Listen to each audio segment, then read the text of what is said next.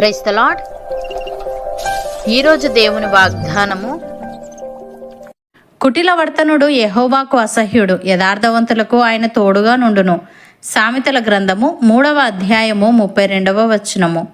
సహోదరి సహోదరులారా, ఈ వాక్యం దేవుడు ఎవరిని ప్రేమిస్తాడు మరియు ఎవరికి దూరంగా ఉంటాడు అనే దైవిక సూత్రాన్ని స్పష్టంగా వివరిస్తుంది. లోకంలో తెలివితేటలతో ఇతరులను మోసం చేసి పైకి రావాలని చూసేవారు ఉండవచ్చు, కానీ దేవుని దృష్టిలో వారి స్థితి ఏమిటో, అలాగే నిందారహితంగా ఉండేవారికి లభించే గొప్ప బహుమతి ఏమిటో ఈ వచనం తెలియజేస్తుంది. ఈ వాక్యాన్ని లోతుగా అర్థం చేసుకోవడానికి దీన్ని 2 ప్రధాన భాగాలుగా చూడవచ్చు. మొదటిగా, కుటిల వర్తనుడు యెహోవాకు అసహ్యుడు అని ఉంది.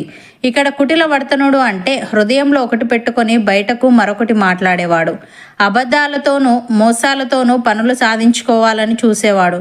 అటువంటి వ్యక్తి చేసే పనులు, ఆలోచనలు దేవునికి అసహ్యం. కుటిల మార్గాల్లో నడిచేవారు తాత్కాలికంగా విజయం సాధించినట్లు కనిపించవచ్చు, కానీ దేవుని ఆశీర్వాదం లేని ఆ విజయం నిలవదు. దేవుడు అటువంటి వారికి విరోధిగా ఉంటాడు. మన ప్రవర్తనలో ఏమాత్రం కపటం ఉన్నా అది దేవునికి మనకు మధ్య అడ్డుగోడగా మారుతుంది. అందుకే మనం ఎల్లప్పుడూ మన అంతరంగాన్ని దేవుని వాక్యంతో సరిచేసుకోవాలి. ఉదాహరణకు, అననీయ మరియు సప్పీరా తమ ఆస్తిని అమ్మి కొంత దాచుకొని అంతా దేవునికే ఇచ్చేశామని అపోస్తలుల దగ్గర నటించారు.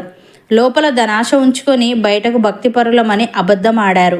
వారు మనుషులతో కాదు, పరిశుద్ధాత్మతో అబద్ధం ఆడారని పేతురు గద్దించినప్పుడు వారు అక్కడికక్కడే ప్రాణాలు విడిచారు. దేవుడు కపటాన్ని ఎంతగా అసహించుకుంటాడో ఈ సంఘటన నిరూపిస్తుంది. అలాగే ఇస్కరియోతు యూదా యేసు ప్రభు శిష్యులలో ఒకడై ఉండి కూడా హృదయంలో ద్రోహాన్ని దాచుకున్నాడు. యేసును శత్రువులకు అప్పగించేటప్పుడు రబ్బీ నీకు శుభమని చెప్పి ముద్దు పెట్టుకున్నాడు. ముద్దు అనేది ప్రేమకు గుర్తు, కానీ యూదా దానిని మోసానికి ఆయుధంగా వాడాడు. ఆ ముద్దు వెనుక ఉన్న కుటిలత్వం అతన్ని నాశనానికి నడిపించింది. లోకం దృష్టిలో అతను తన పని సాధించుకున్నా దేవుని ఆశీర్వాదం లేక ఆత్మహత్యకు పాల్పడ్డాడు. ప్రియులారా, కుటిలవర్తనుడు లోకాన్ని మోసం చేయగలడేమో, కానీ సర్వముని ఎరిగిన దేవుని కన్నుల నుండి తప్పించుకోలేడు. అబద్ధాలతో మోసాలతో పొందే తాత్కాలిక లాభం కంటే యథార్థంగా ఉండి పొందే చిన్నపాటి మేలైన దేవుని దీవెన వల్ల అది నిలకడగా ఉంటుంది. మన మాట, క్రియ మరియు ఆలోచన ఏకరీతిగా ఉన్నప్పుడే దేవునితో మన సంబంధం బలంగా ఉంటుంది. కపటం లేని హృదయమే దేవుడు నివసించే ఆలయం. అననీయ సప్పీరాలు మరియు యూదా జీవితాలు మనకు ఒక హెచ్చరిక. కాబట్టి భక్తి అనేది ప్రదర్శన కోసం కాకుండా అది మన అంతరంగ స్వభావం కావాలి. రెండవదిగా, యథార్థవంతులకు ఆయన తోడుగా నుండును అని ఉంది. ఇది ఎంతో మధురమైన వాగ్దానం. ఇక్కడ తోడు అంటే కేవలం పక్కన ఉండటం కాదు. దేవుడు తన మర్మములను లేదా రహస్య ఆలోచనలను యథార్థవంతులకు తెలియజేస్తాడు. అంటే ఆయన వారితో స్నేహితునిలా ఉంటాడు. నీవు యథార్థంగా ఉన్నప్పుడు లోకం నిన్ను అర్థం చేసుకోకపోయినా పరలోకపు తండ్రి నీకు అత్యంత సన్నిహితుడిగా ఉంటాడు. నీవు చేసే ప్రతి పనిలో ఆయన నీకు సరైన సలహాలు, ఆలోచనలు ఇస్తాడు. దేవుడు తోడుగా ఉన్న వ్యక్తికి ఏ కొదువ ఉండదు. ఆయన నీ పక్షాన ఉండి నీ శత్రువుల నుండి నిన్ను కాపాడుతాడు.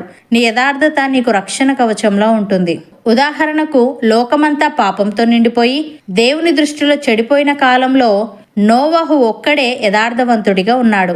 నోవహు తన తరము వారిలో నిందారహితుడై దేవునితో నడిచాడు. లోకాన్ని జలప్రలయంతో నాశనం చేయబోతున్నానని తన మర్మాన్ని దేవుడు మొదట నోవాహుకే బయలుపరిచాడు.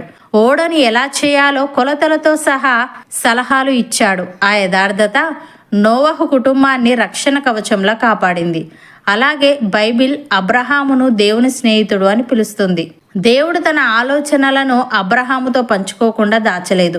దేవుని మాట మీద నమ్మకంతో తన దేశాన్ని వదిలి వచ్చిన అబ్రహాము హృదయం దేవునికి తెలుసు. సొదొమ గొమొర్రా పట్టణాలను నాశనం చేసే ముందు దేవుడు తనలో తాను ఇలా అనుకుంటాడు, నేను చేయబోవు కార్యము అబ్రహాముకు దాచెదునా అని. ఒక స్నేహితుడితో మాట్లాడినట్లు దేవుడు అబ్రహాముతో తన మనసులోని మాటను పంచుకున్నాడు. ప్రియులారా, దేవుడు మన నుండి ఆశించేది గొప్ప కార్యాలు కాదు, కేవలం యథార్థమైన హృదయం. యథార్థవంతులకు దేవుడు ఇచ్చే అతిపెద్ద బహుమతి ఆయన సాన్నిధ్యం మరియు ఆలోచన. లోకానికి అర్థం కాని విషయాలు, భవిష్యత్తులో జరగబోయే కార్యాలు దేవుడు తన యథార్థవంతులకు ముందుగానే తెలియజేస్తాడు. నోవాహుకు ఓడ తయారీ గురించి, అబ్రహాముకు తన తీర్పు గురించి చెప్పినట్లే నేడు కూడా మన ప్రార్థనలో దేవుడు మనకు సరైన దిశానిర్దేశం చేస్తాడు. యథార్థత అనేది ఒక వ్యక్తి చుట్టూ దేవుడు ఉంచే అదృశ్య రక్షణ కవచం. శత్రువుల కుతంత్రాల నుండి, లోకపు అపవాదుల నుండి ఆయన మనల్ని కాపాడి తన రెక్కల చాటున భద్రపరుస్తాడు. లోకం మనల్ని విడిచిపెట్టినా మనం యథార్థంగా నడుచుకున్నప్పుడు దేవుడు మన పక్కనే ఉండి మన చెయ్యి పట్టుకొని నడిపిస్తాడు. సహోదరి సహోదరులారా, ఈరోజు మీరు మీ యథార్థతను కాపాడుకోవడానికి పోరాడుతున్నారా? లోకం ఇంత కుటిలంగా ఉన్నప్పుడు నేను మాత్రం ఎందుకు యథార్థంగా ఉండాలి అని ఆలోచిస్తున్నారా? అయితే ఈ వాగ్దానాన్ని గుర్తుంచుకోండి. సర్వశక్తిమంతుడైన దేవుడు మీ యథార్థతను చూసి మురిసిపోతున్నాడు. ఆయన మీకు తోడుగా సహాయకుడిగా ఉన్నాడు. మీరు చేపడుతున్న ప్రతి పనిలో, మీ అనునిత్య జీవితంలో మీరు యథార్థంగా నడిచినప్పుడు దేవుడు తన పరలోకపు రహస్యాలను మీకు బయలుపరుస్తాడు. ఆయన ఇచ్చే విజయం శాశ్వతమైనది. మీరు వెళ్ళే ప్రతి చోట దేవుని సాన్నిహిత్యం మీకు తోడై ఉండునుగాక. మీ యథార్థత మిమ్మల్ని ఉన్నత శిఖరాల మీద నిలబెట్టునుగాక. అవును అన్నవారు నాతో పాటు ప్రార్థనలో ఏకీభవించండి.